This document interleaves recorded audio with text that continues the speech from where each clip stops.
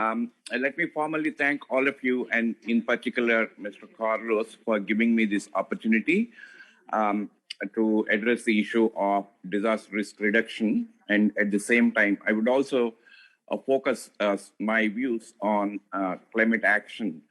As I see the situation in India and elsewhere in the world, as many of us are aware of the fact that what is it that we need to do as persons with disabilities.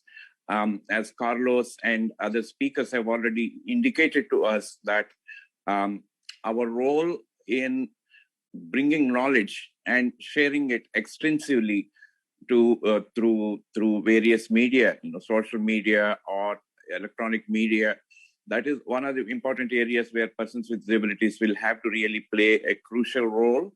And the second important thing which I could see to address the climate change is all about our role as knowledge barriers in agriculture sector, particularly in rural areas, because even today, at least 70 to 80% of the populations across the world in Latin American countries and in Asian countries live in rural areas, and they are by and large connected with agro-based livelihood systems.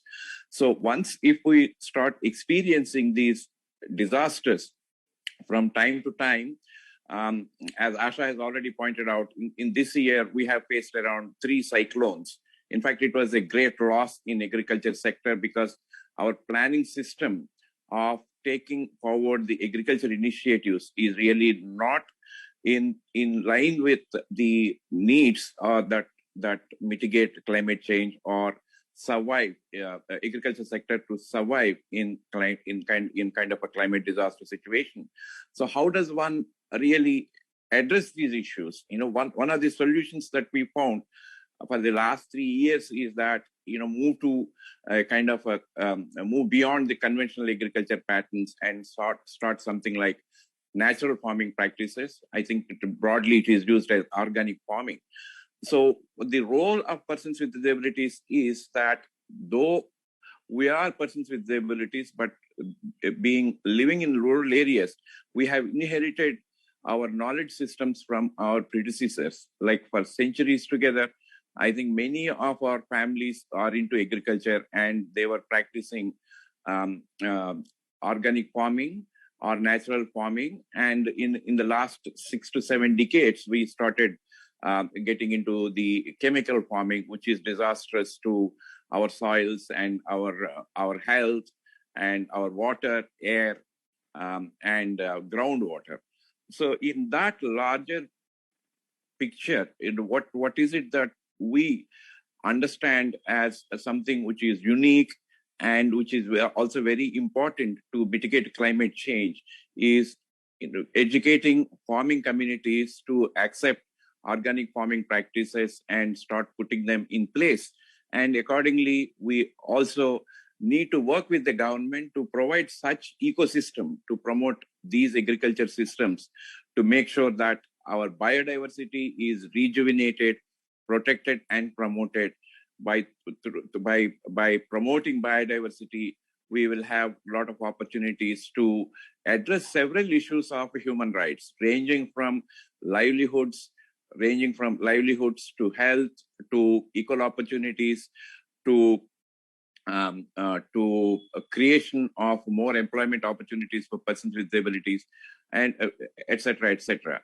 So that is one of the lines which we need to seriously think. And of course, the various action plans that we have in disaster risk reduction strategies, it is important that we should take a proactive role and make sure that persons with disabilities are included in planning of how one should go about disaster risk reduction. So this area is in India. In fact, we are really lagging behind, and you have disaster risk legislations. And during the pandemic, yes, definitely there was a word, and there was a big promise that is coming out both from NGOs and government sector that they would address issues of persons with disabilities, but ground reality is it is simply not in place at all. So we have lost a lot of our friends during the pandemic. And in fact, in a pandemic exacerbated the situation of people with disabilities across the country. Of course, it is across the world. So if that is the scenario that we are going to face every year from now onwards, I think it is really a challenge as citizens of the world, and it is also a challenge to us and our families and our future in many respects. So that is something that we need to work together as people's collective and build alliance with other vulnerable communities and organizations, particularly in global South, and see that our plans, our strategies have some common minimum program, and then we negotiate at regional level and international level to address these issues. It's one is that to protecting ours, it is all about protecting ourselves as people who live in this generation. But it is important that we have a greater social responsibility to look about our younger children and the future generations. I'm here, when I say future generations, I am not just talking about human beings as such.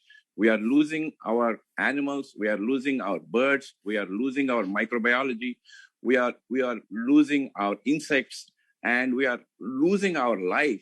So in that larger area of biodiversity, we need to get into the specifics to make sure that these interdependent populations must survive, and then they put together the life which is safe and better for all of us to survive together in our future, and we will be in a better position to give better life and secure life to populations across the globe. So we know that many speakers have already, our predecessors have already stated a lot about the way the sea levels are rising, and most of these coastal area life is at stake. It's not about villages are submerging. It's also about the ecosystem in oceans is completely deteriorating, and the systems that we have onshore, just adjacent to the sea waters, that whole system is getting deteriorated. So you will only see the migration and migration and migration. And where do you migrate finally? So you will have to stop somewhere, and you will have to continue to live.